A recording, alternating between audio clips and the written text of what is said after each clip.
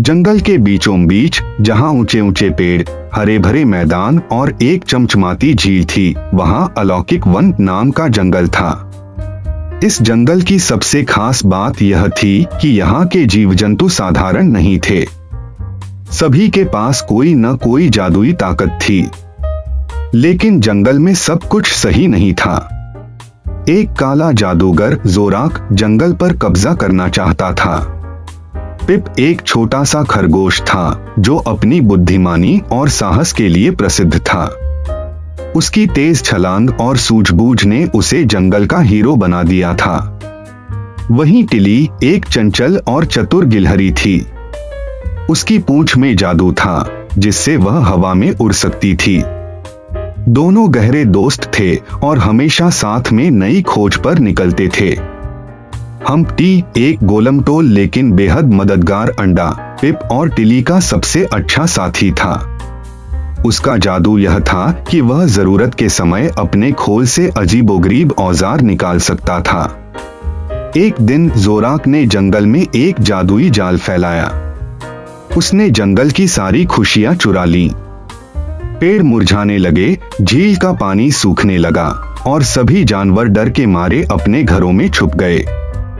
जोराक ने घोषणा की, अगर मुझे यह जंगल सौंप दिया जाए तो मैं सब कुछ वापस कर दूंगा। पिप, टिली और हम्प्टी ने मिलकर जोराक को रोकने का फैसला किया।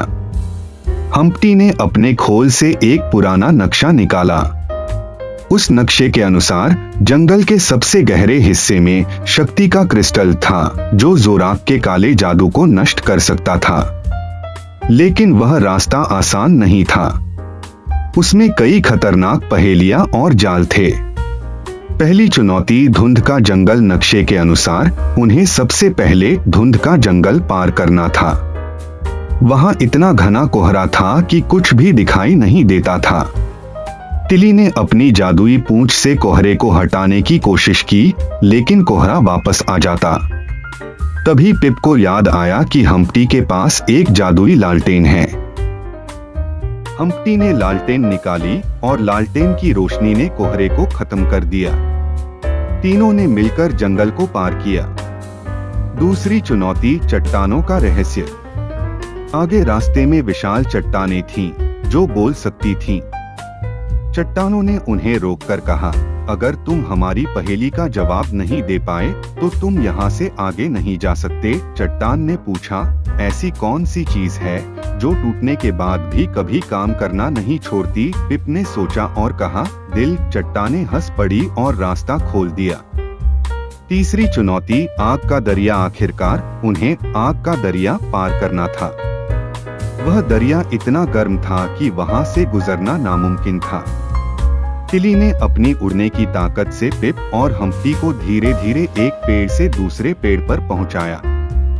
लेकिन बीच में हम्प्टी गिरने लगा। पिप ने फुर्ती से एक बेल पकड़ी और हम्प्टी को बचा लिया। तीनों ने मिलकर दरिया पार किया। आखिरकार वे क्रिस्टल के पास पहुंचे।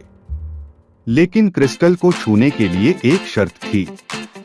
एक गार्डियन ने कहा, केवल वही इसे छू सकता है जिसमें सच्चा साहस और अच्छाई हो। पिप ने बिना झिझक के क्रिस्टल को छू लिया।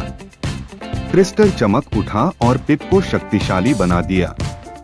तीनों वापस जंगल लौटे। जोराक ने उन्हें आते देखा और कहा, तुम मुझे हरा नहीं सकते। उसने अपने काले जादू से हमला किया, लेकिन पिप ने क्रिस्टल की मदद से उसका जादू खत्म कर दिया।